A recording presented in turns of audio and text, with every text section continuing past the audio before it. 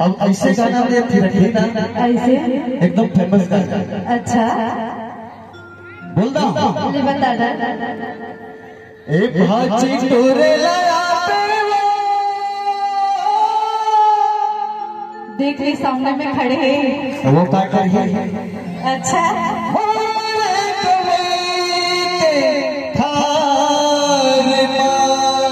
ऐसे रस्ता देखत बैठे रहे हो कहा बहरा के मेरे पार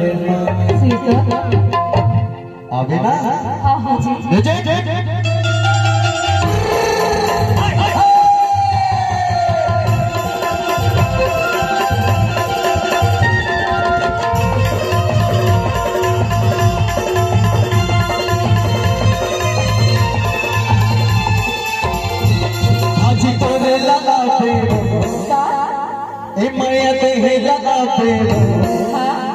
मुर्गा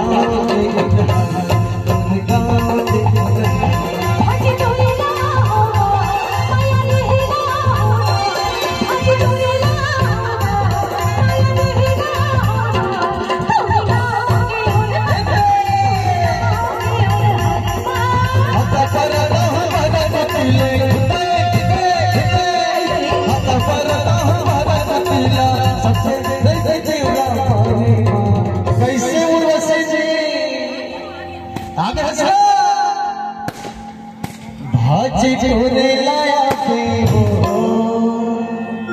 ऐसे ए माया देहता पे हो मुर्गा पे मुर्गा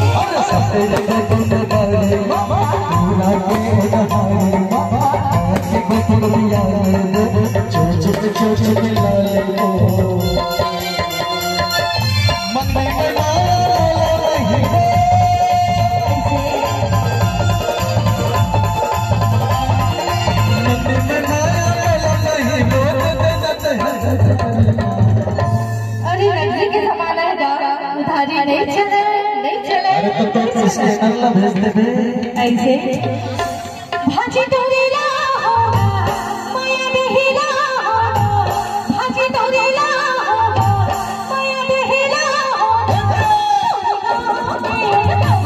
तोरी गाँव में हता परना हो भरत तिले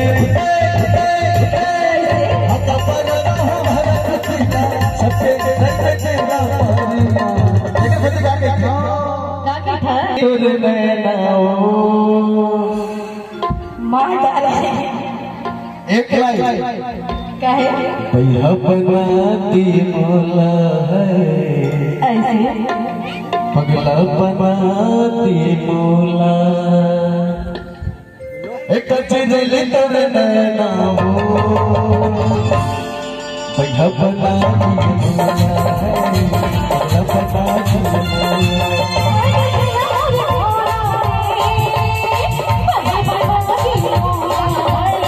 पगला बनाती मोला